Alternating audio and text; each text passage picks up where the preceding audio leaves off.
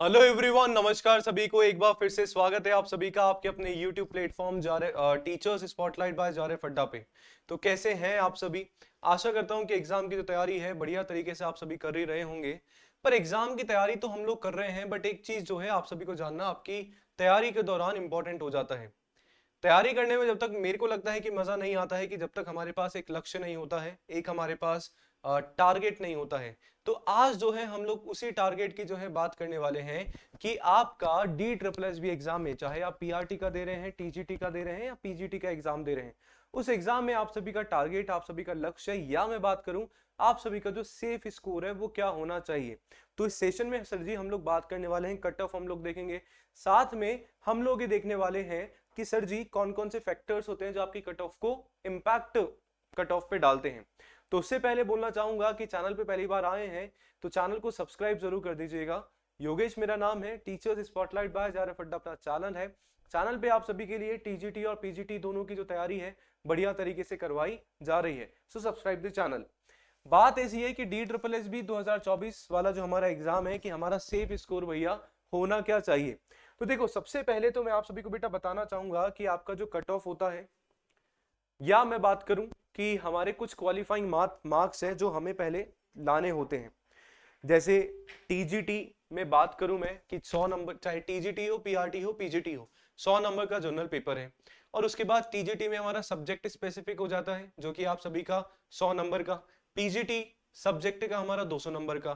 तो मतलब journal paper की यदि अपन बात करें, किसकी सर जी? जर्नल पेपर की बात करें तो वहां पे जो है मिनिमम क्वालिफाइंग जो परसेंटेज है आपका 40% है। ये केवल क्वालिफाइंग मार्क्स है। कट ऑफ बेटा अलग होता है, क्वालिफाइंग मार्क्स अलग होता है। तो 40% मतलब 100 में से 40% मार्क्स तो चाहिए ही चाहिए। नहीं आते हैं कुछ भी आपका काउंट नहीं होगा। ये चीज जो है यहाँ पे समझने वाली है आप सभी के लिए। ठीक है जी, चलो। इसके बाद इंपॉर्टेंट जो हो जाता है हमारे लिए जानना कि सर जी क्या हो जाता है, वही ओबीसी जो केवल और केवल दिल्ली वाले, ये बताया था भैया ओबीसी कौन से मानने होंगे डी ट्रिपल एस बी में, जो दिल्ली वाले हैं उनके लिए मिनिमम क्वालिफाइंग हमारा क्या होता है सर जी? 35 नंबर में। वापस से आप सभी को जो है एक बार बता देता हूं, डी ट्रिपल एस बी में एक चीज हमेशा हमें ध्यान में रखनी है, क्या? कि आपका जो डी ट्रिपल एस बी में मिनिमम क्वालिफाइंग मार्क्स है वो जर्नल कैटेगरी के सर जी 40% होगा। आपकी ओबीसी केवल जो आपके दिल्ली वाले हैं, है ना, हमने पहले ही जाना था कि दिल्ली वाले ही ओबीसी के लिए मान्य होंगे यदि उनके पास ओबीसी का सर्टिफिकेट है। ये चर्चा हम ऑलरेडी कर चुके हैं। उनके लिए जो है 35% है, 35% है। और S T S C P H वाले हैं उनके लिए 30% आपका मिनिमम क्वालिफाइंग मार्क्स है। मिनिमम क्वालिफाइंग मार्क्स का मतलब ये नहीं होता है कि आपके कट ऑफ आपकी है, कट ऑफ अलग है। ये मिनिमम है कि इतने भैया लाने तो लाने हैं, 100 में से 40 नंबर लाने हैं तो लाने हैं। लाएंगे तभी आपका जो है पूरा का पूरा पेपर काउंट करा जाएगा। ठीक है, ये छोटी सी चीज हो गई। अब देखो, अपन बेटा अब बात करेंगे हमारी कट ऑफ पे। अब कट ऑफ पे बेटा अपन बात करेंगे तो उससे पहले हमारे जो कट ऑफ है ना, बहुत सारी चीजों पे निर्भर करती है। आपके उस साल का पेपर कितना आया है, किस लेवल पे आपका पेपर आया है। उसके अलावा यदि मैं आप सभी से बात करूं कि हमारी जो कट ऑफ है, पेपर का लेवल तो हो गया, नंबर ऑफ कैंडिडेट्स आपके कितने हैं, कितने लोगों ने जो है उसका एग्जाम दिया है ना। इसके अलावा मैं बात करूं कि नंबर ऑफ कैंडिडेट जो है अपीयर हमारे कितने हुए, कितने लोगों ने फॉर्म भरा है। तो सारी की सारी चीजें जो है उस पर जो है हमारी डिपेंड होती है। तो एक एक चीज को पहले हम लोग डिस्कस कर लेते हैं कि भैया कौन कौन से हमारे फैक्टर्स हैं जो हमारे डी ट्रिपल एस बी 2024 की जो कट ऑफ है उसको अफेक्ट कर सकते हैं, प्रभावित कर सकते हैं। नंबर ऑफ एप्लीकेंट्स बता दिया मैंने भैया। आपकी जितने ज्यादा आपके कैंडिडेट्स होंगे उतने ही चांसेस हमारे पास होते हैं कि आपकी जो कट ऑफ होगी वो क्या होगी सर जी? हाई जाएगी। डिफिकल्टी लेवल भैया, अगर डिफिकल्टी लेवल हमारा थोड़ा इजी होता है ना, इजी यदि हमारा क्वेश्चन पेपर बनता है तो आपकी जो कट ऑफ होती है कंपैरेटिवली हाई जाती है। डिफिकल्टी लेवल ज्यादा अच्छा खासा हमारा हो जाता है तो कट ऑफ आपकी वहां पे कम हो जाती है। नंबर ऑफ वैकेंसीज की आपकी पोस्ट कितनी है ना, उस पर भी डिपेंड होता है। और आपकी रिजर्वेशन पॉलिसी क्या है, किसको रिजर्वेशन मिलेगा, किसको नहीं मिलेगा। नंबर ऑफ सीट्स किस कैटेगरी के लिए ऑलरेडी डिसाइडेड है। उन सारी चीजों को देख के जो है भैया कट ऑफ हमारी करती है। ठीक है जी। अभी हम लोग थोड़ा सा एनालिसिस कर सकते हैं पिछले सालों को देखते हुए। तो देखो, एक एक चीजों को बेटा डिस्कस करते हुए चलते हैं, समझना देखना और कोशिश जरूर करिएगा। ये भैया आप सभी के सामने है डी ट्रिपल एस पीआरटी की कट ऑफ है 2018 की। कौन सी? 2018। 2018 में देखेंगे तो जनरल कैटेगरी अनरिजर्व कैटेगरी की आपकी जो कट ऑफ है 121.91, 121.91 आपके मार्क्स है। वहीं ओबीसी की हमारी कम गई है 116 कुछ, हमारी एससी की 105.95, ठीक है 95। अब वहीं बेटा यदि आप लोग देखोगे पीआरटी की अगले साल की कट ऑफ, यानी कि मैं बताऊं 2022 की कट ऑफ देखोगे ना, तो भैया अनरिजर्व कैटेगरी में कितना उछाल आया भैया, 160, लगभग 160 हो गई। आप देखो 2018 में जो 121-22 थी हमारी, 2022 में भैया 160 का हमारा उछाल यहाँ पे देखने को मिलता है। 160 नंबर अनरिजर्व कैटेगरी के लिए। ईडब्ल्यूएस के लिए भैया 153, ओबीसी के लिए 160, वही आपको चाहिए 159, बराबर बराबर ओबीसी और अनरिजर्व का हमारा बिल्कुल बराबर हो चुका है, ठीक है जी। एससी के लिए वही 150 लगभग है, एसटी के लिए 128 कुछ है हमारा। तो मतलब आप लोग देखेंगे, अब खुद से आप लोग बेटा आइडिया लगाओ कि 2018 में 2022 में कितना कट ऑफ का डिफरेंस है।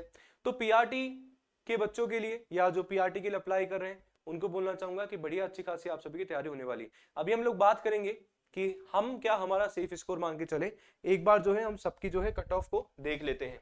वहीं बेटा यदि मैं बात करूं टीजीटी की 2018 में, तो टीजीटी हिंदी की आप देखें अनरिजर्व कैटेगरी की कितनी रही, 127, ओबीसी की आपकी 75 समथिंग रही, वहीं एससी कितनी और एसटी कितनी आप अलग अलग में देख सकते हो। नेचुरल साइंस की बात करें फीमेल की तो 103 लगभग हमारी रही अनरिजर्व की जनरल कैटेगरी की, ओबीसी की हमारी 95 रही।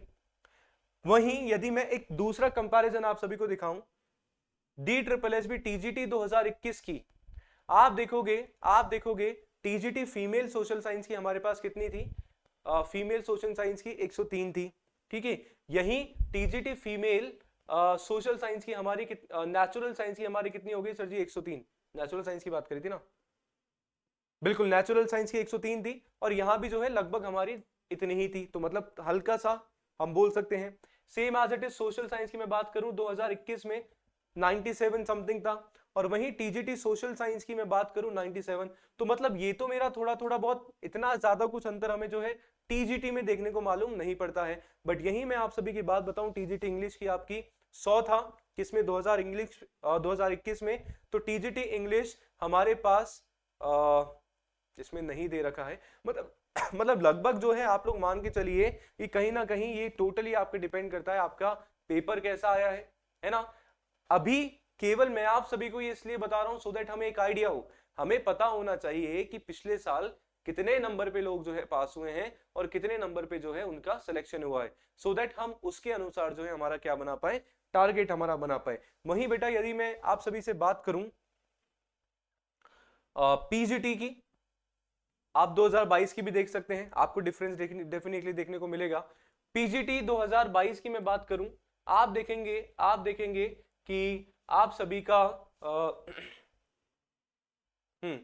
आप सभी की जो कट ऑफ थे, जैसे कॉमर्स की मैं बात करूं तो 149 समथिंग हमारे थे। अब जैसे पीजीटी का पेपर भैया 300 नंबर का हमारा है ना, और वहीं टीजीटी का आप सभी का 200 नंबर का पेपर है, तो ये बात ध्यान में रख के चलिएगा, 300 में से इतने हैं। आप देखिए पीजीटी इंग्लिश फीमेल की भैया 184 समथिंग है हमारी, वहीं पीजीटी हिस्ट्री की 144 है, पीजीटी हिंदी की 191 है, ठीक है जी। आप देखो पीजीटी कॉमर्स फीमेल वाला जो कैटेगरी है ना, उनकी आप देखोगे 24/20 का 216 है, तो हाईएस्ट हम लोग इसको बोल सकते हैं, 216 सबसे ज्यादा। तो आप देखो बेटा, अब बात यदि मैं आप सभी को बताऊं कि सर हम लोग क्या टारगेट बनाए, देखो साल दर साल कट ऑफ हमारी बिल्कुल बढ़ती है, ये देखा गया है, कम भी हो सकती है, ऐसा भी देखा गया है।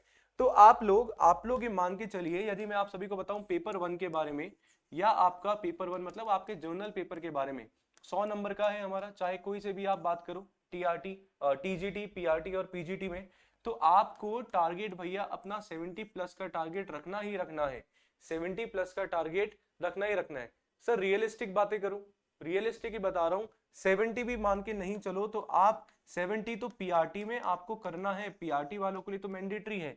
टीजीटी और पीजीटी के लिए चलो हमारा हो सकता है कि सेकंड पेपर हमारा सब्जेक्ट का पेपर जो है हमारा बेस्ट हो, हम उसमें भी तैयारी कर रहे हैं, तो भैया 60 प्लस तो आपको लाने ही लाने हैं, इससे कम जो है नहीं चलेगा यार। 100 में से 60 नंबर तो ला ही सकते हैं हम लोग, बस 60 तो मिनिमम है, 60 प्लस 70 प्लस की जो है मैं आप सभी से एक्सपेक्टेशन रख रहा हूं, ठीक है जी।